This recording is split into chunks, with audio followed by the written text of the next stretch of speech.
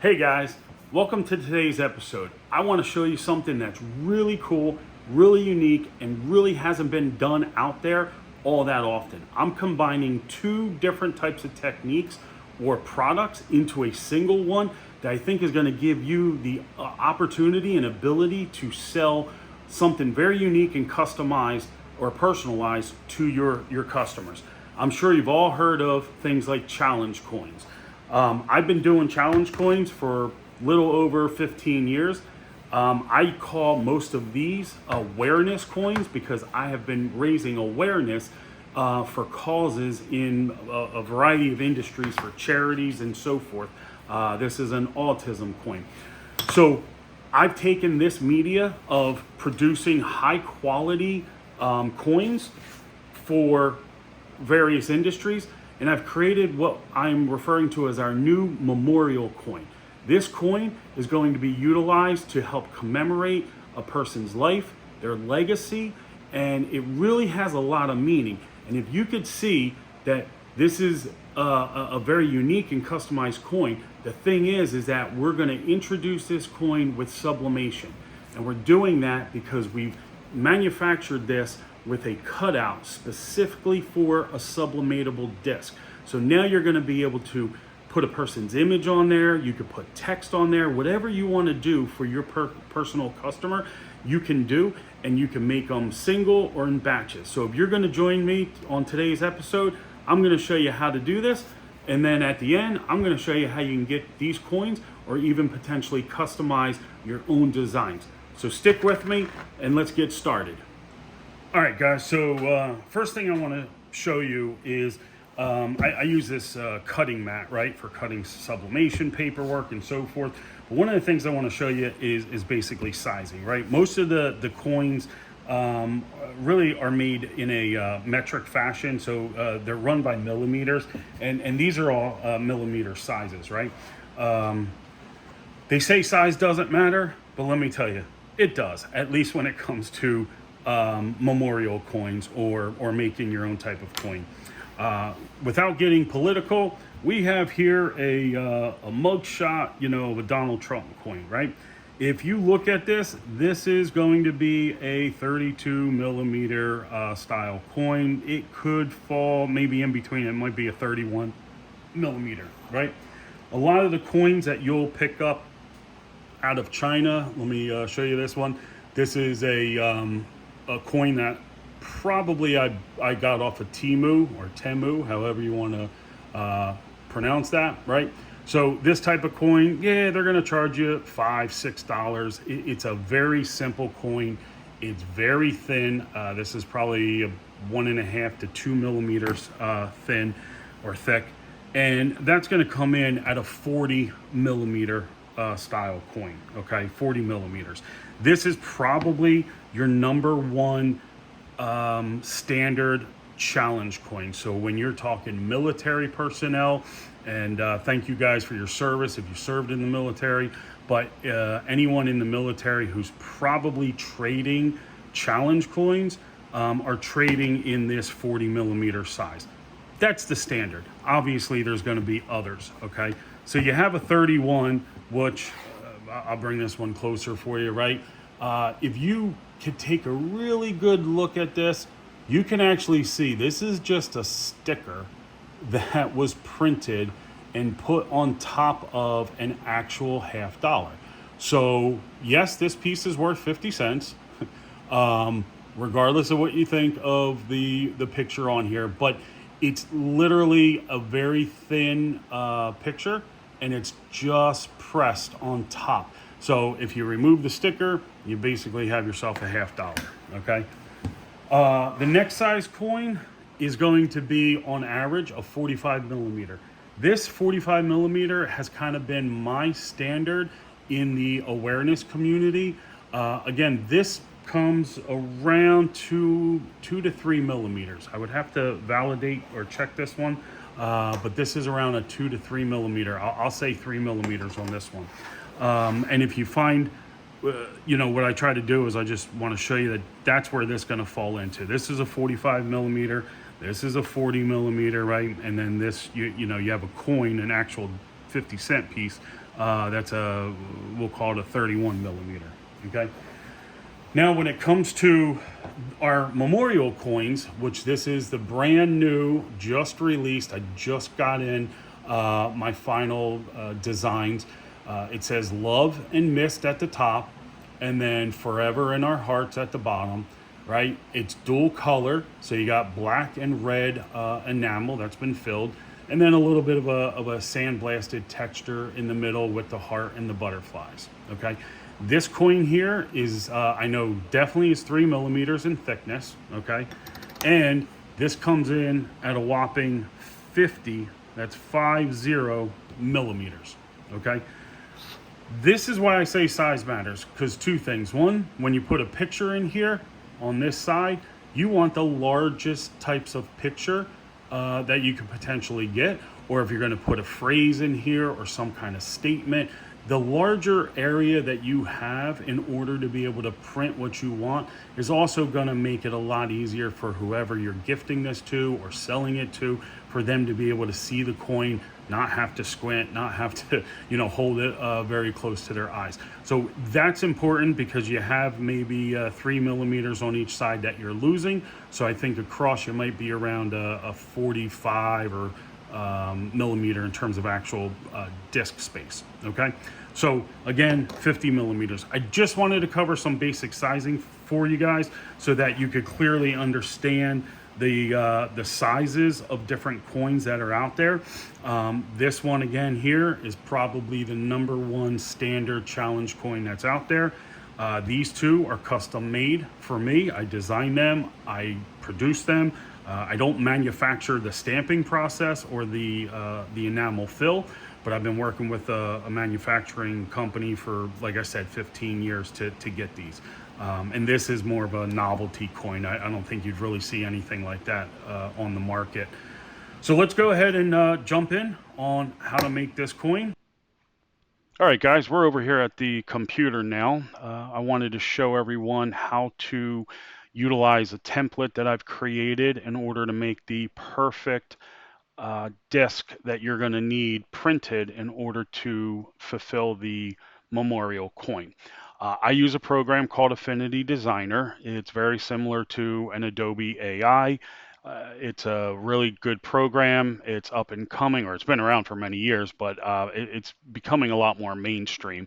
So if you want to save yourself money from Adobe Illustrator, Affinity is a very, very nice product.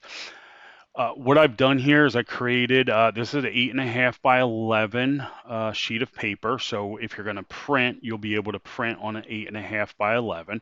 And I just kind of give you a basic overall instruction on how to create your template. So over here, if you don't know Affinity, on the right hand side, this is kind of like your layers. Okay. So I'm going to shut off the layer for the instructions. And then I have what I call a master template that creates the image that we want to print.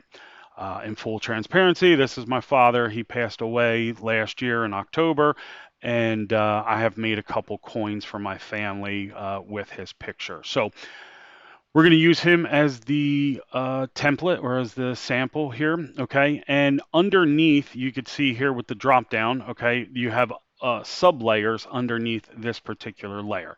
So one thing I add is something called primary. I want you to understand that this is your primary design.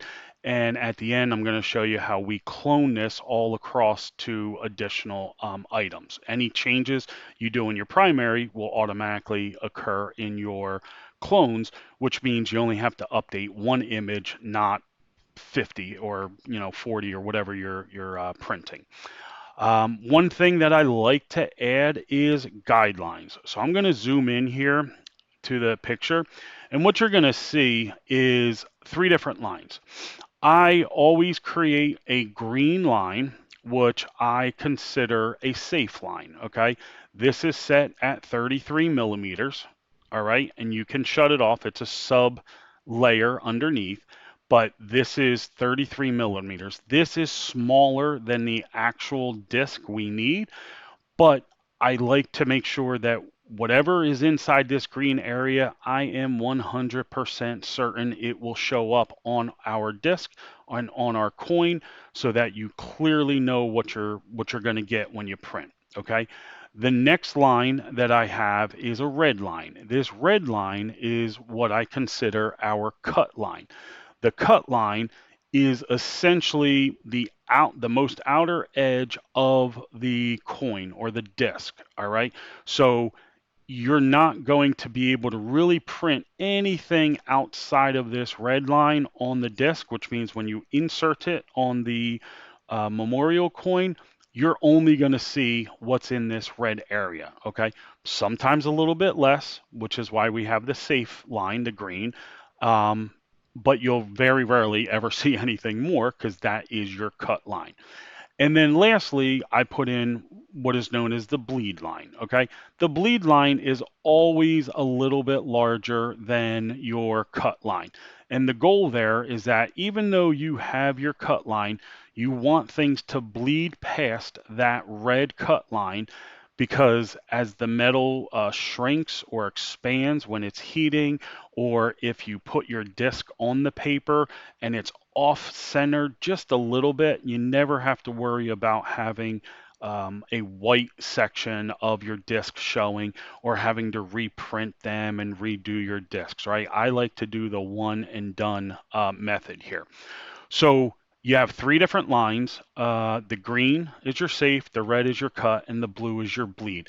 The blue is probably a little bit larger than what we need it here. I could scale it back definitely to maybe 40 millimeters, but I don't think it's important, not in this respect. Okay.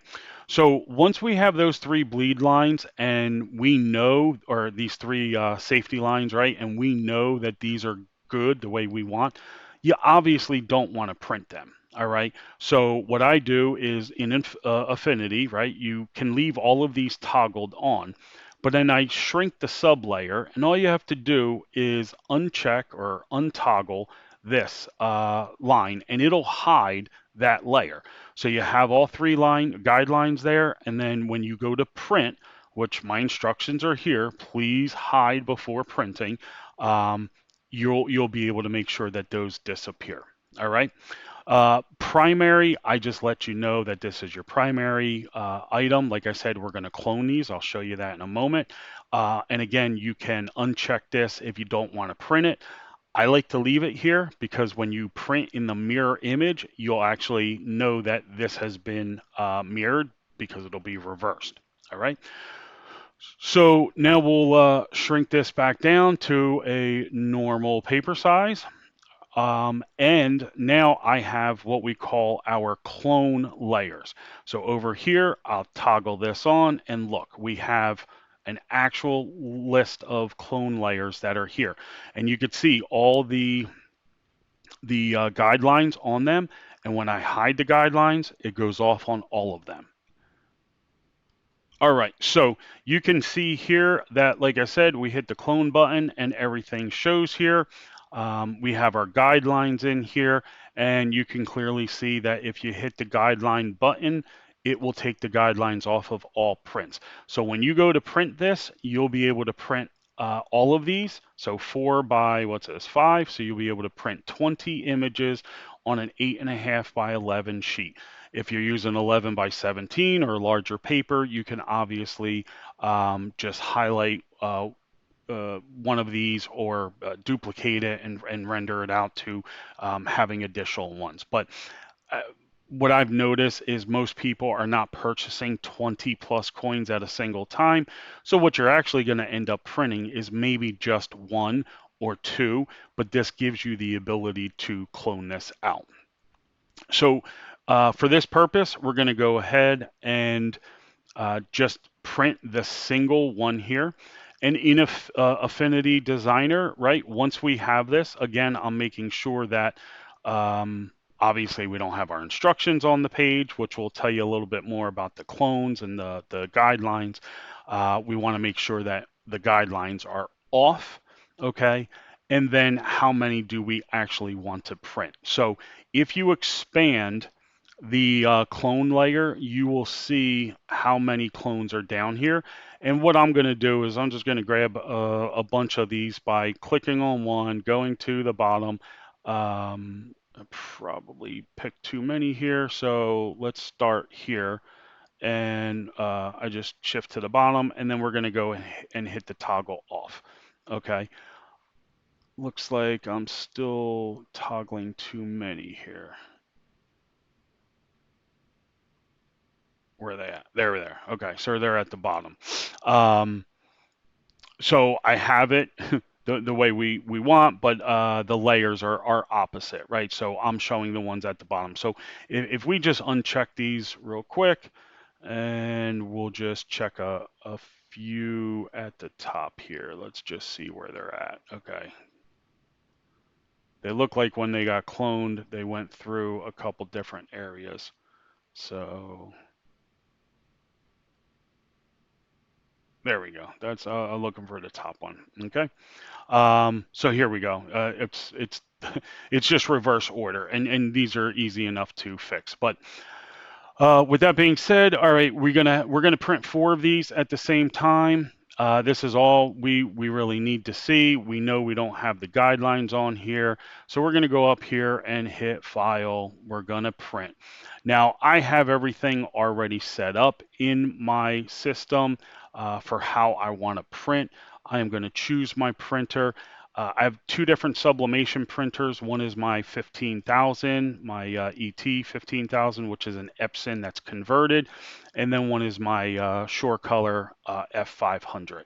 So I'm actually going to use the Shore Color F500 on this one, and I'm going to go ahead and you can check your properties and look for certain things, right? Making sure that we want to print with high quality.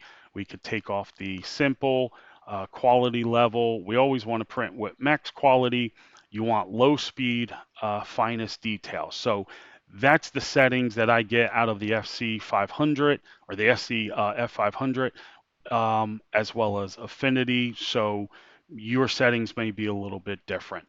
I'm going to go ahead and click OK on here and then OK on here. And this is going to print my item.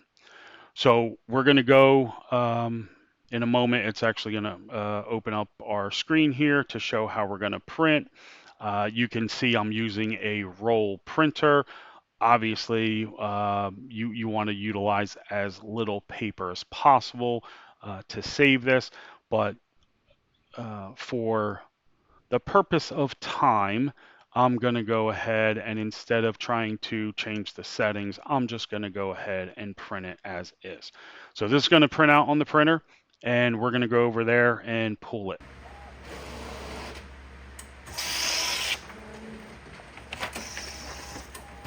And there we go. Prints are done on Epson paper, and we'll head over back to the desk, cut them out, and show you how to add them.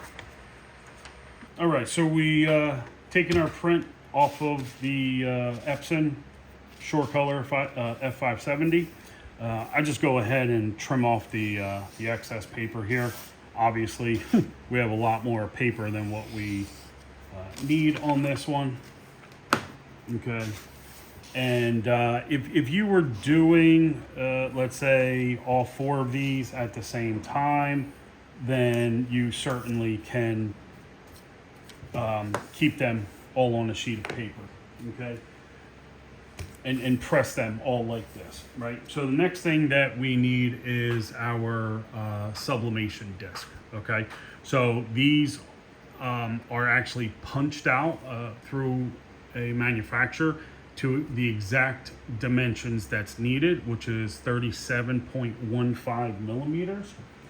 And you can see that if we take our coin and we put it there, it's going to fit absolutely perfect in here. Okay. So now what we need to do is, obviously you've been doing sublimation. These are going to come with an adhesive or a protective coating, like plastic, that's on the front. So of course, go ahead and peel that off. As soon as I can grab it. it'll be much easier for you guys. My hands don't work that well, so it takes me a little bit longer than normal. So then I go ahead and of course I will inspect this and look to see if there's any smudges, grease from your fingerprints. So I do see something here. In my previous videos, you'll see I'll grab a alcohol swab or like an eyeglass cleaner and clean this. So let's go ahead and do that. All right, I didn't like the lighting that I was getting with the camera on the other side, so I've switched sides here. Not that it should matter to you guys. You should still be able to see everything, but the lighting, I think, will be better. So again, just standard eyeglass cleaner. Again, a little bit of wasteful here, right? I typically wouldn't be just wiping one down. I would be looking at trying to do multiple at a single time. But, for the purpose of the video, making sure that we have everything the way we want it. I look in the glare of the light and I see just a little smudge, right? So a little bit of, force here along with the alcohol.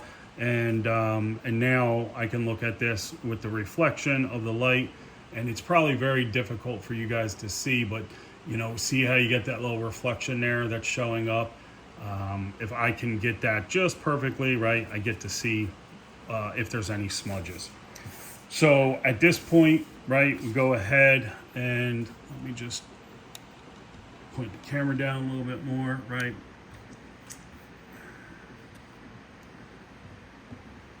All right, so this is now our print, and now we have our coin or our disc for it. And really what you're doing here is, you got to remember, right? We had the 3 guidelines. We had a green one, which is our safe line. You had the red one, which is the cut line. That is literally the edge of this disc. And then you have the bleed, which you could see how much our bleed is going out. Once we get this centered, 1 or 2 little pieces of tape, and we're good. This is my tape dispenser. Again, I've showed you guys the tape dispenser in previous videos. What I like about this is just, again, the dexterity with my hand. You got a large knob here. I can turn it, and it's pre-cut, okay? Which is just awesome, versus me having to try to rip a piece of tape off of everything. So again, I'm gonna eye this up. It doesn't have to be exact, but you want it to be fairly close, right? You're just looking around, making sure that it's a consistent, edge around, and you're pretty close, right? If you could see it by your eye, you'll know if it's off. Now, 1 piece of tape is typically good for this. And if I had a whole bunch of them on here, I did for Christmas one time, a couple hundred ornaments, and I just put a single piece of tape all on the top, and they kind of fell down as like a fan, and it worked awesome. Nothing moved, and we were good. But if you put 2 pieces of tape, then you definitely know it's not going to move. One of the things that I mentioned to you in the video of the computer, you can see primary here is reversed, so you know that all of these images are mirrored. So if you have a particular image that you need to show a certain way, obviously just remember you're mirroring this, or should be, based off your standard sublimation settings. I'm gonna go ahead and just cut off the excess here, because we don't need to press anything more than just the one. All right. And quite honestly, these are items, if you do print, let's say 3 or 4, like a single row at a time, these are things that I have in the past will store. Maybe not so much a personalized item like this, but if you're doing any kind of bulk items, you could go ahead and store these in a file, and they'll actually hold really good for months. And you can always pull them out and then reuse them. So we have our disc. We know that the disc fits in our coin. And now all we got to do is press it. So let's go over to the heat press and get this thing pressed down, and we'll put the coin together. One thing I've forgot to show you before we headed over to the heat press, and it's actually heating up at the moment, is on something this size, it's so small. I don't pull out butcher paper and cut it down. You might have pieces lying around as well, but I might get some flack in the comments for this one. But this is just regular 8.5 by 11 standard copy paper or printer paper. This is not sublimation paper. I take a sheet, I fold it over, okay, and basically I make a little pouch out of this, okay. From here, I want to make sure that my printed side is facing up and the metal is facing down. So this way I can drop this in like this into here, and then I just fold this down. This allows me to do two easy things. One, I could carry it over with me and I know it's in here. Obviously, you got to make sure you know that this is the top. And then when that heat press is done, this is going to be super hot. Even for such a small disc, it's going to be hot. It makes it a lot easier for me to just grab this 8.5 by 11 sheet that's folded, bring it back over to the desk, allow it to cool off, and then take the tape. So now let's go ahead and head over to the heat press. All right, guys, over here at the heat press, I have my little pouch, metal down, printed part is facing up. It's going to be a quick heat press. We're doing 390 degrees at approximately 85 seconds.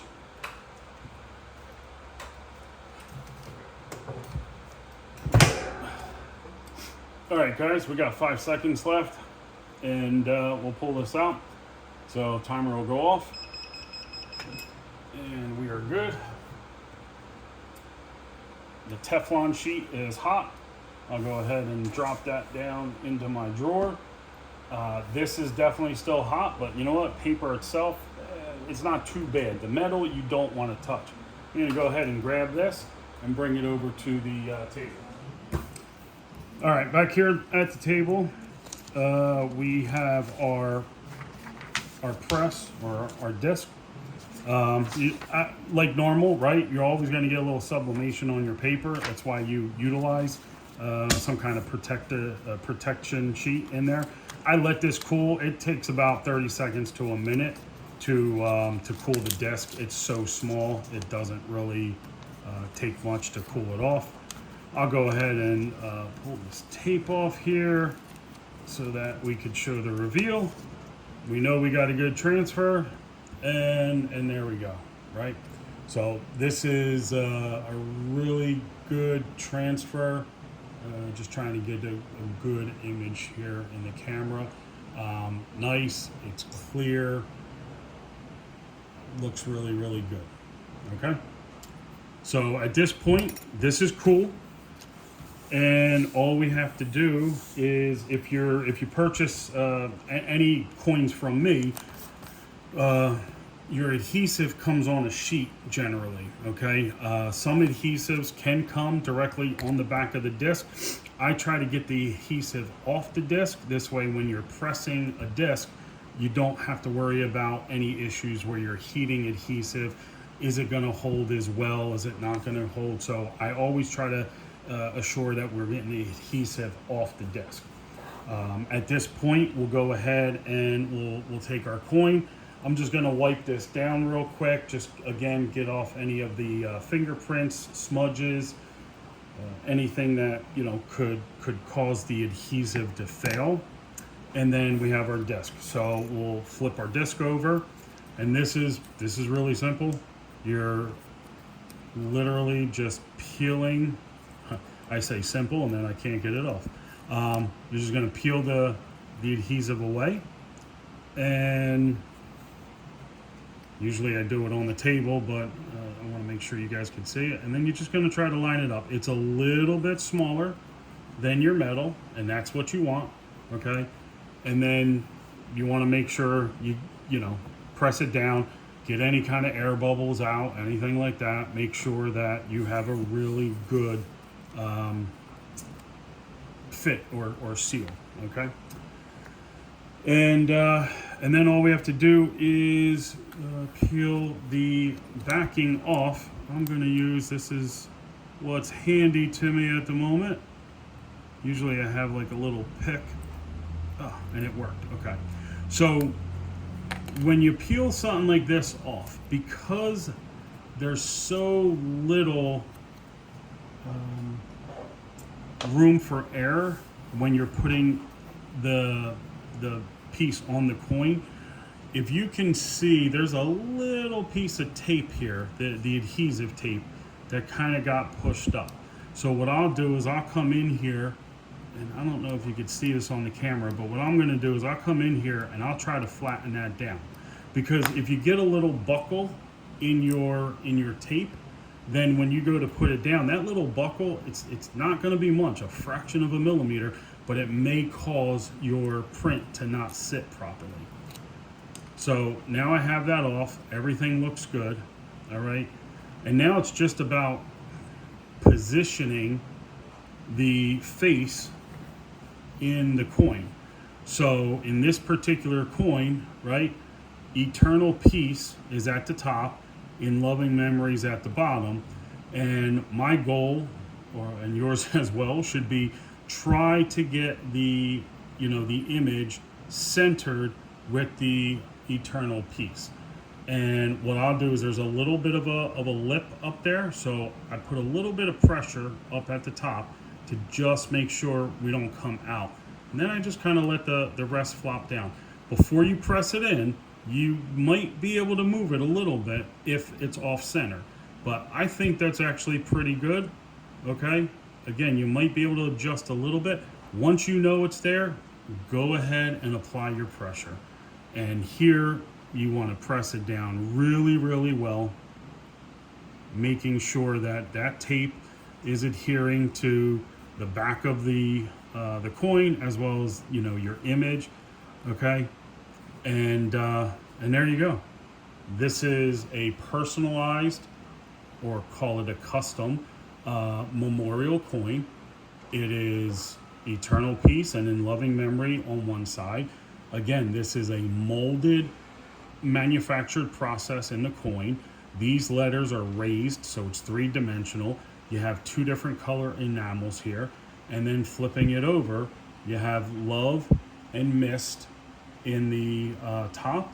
You have forever in our hearts in the bottom, and then you got some hearts and butterflies. It's a very nice coin.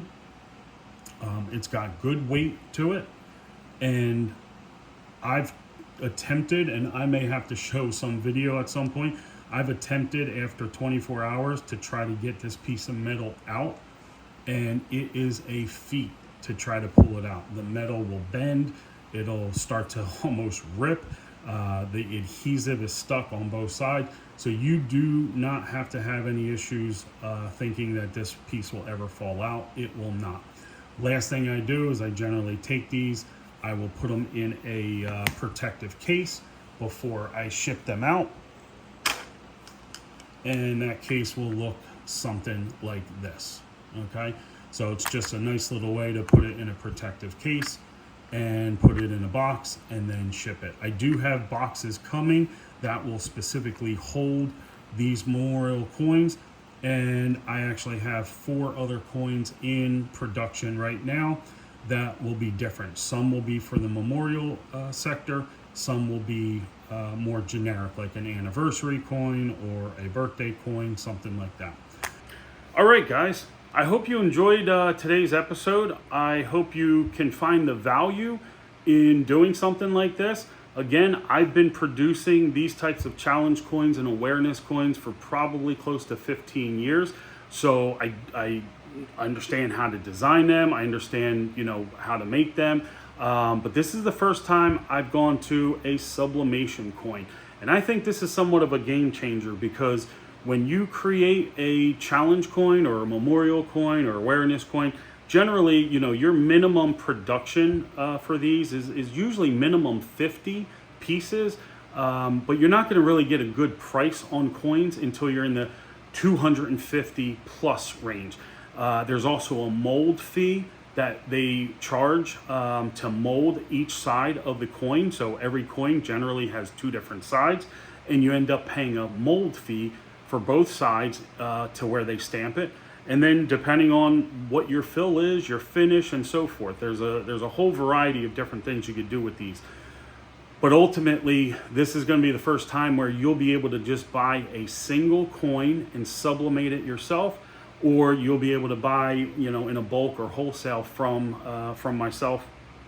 I'll leave links down at the bottom where you'll be able to start making these coins yourself, and you don't have to deal with the production.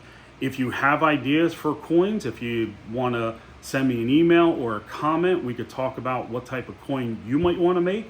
And if it's something that I feel falls in the line of my products, I may go ahead and produce, you know, a couple hundred, allowing you to just, you know, purchase, you know, however many you want. So again, I hope you guys got a lot of good information from this video. And I do really hope that you can like and subscribe. It is helpful in the YouTube arena, and I just started my channel. So if you like this and you want to see more content or some other type of information or other content, please let me know again in the comments, and I'll be more than happy to start covering some other things. All right, stay tuned for our next episode. I think you're going to really like that one. Have a great day.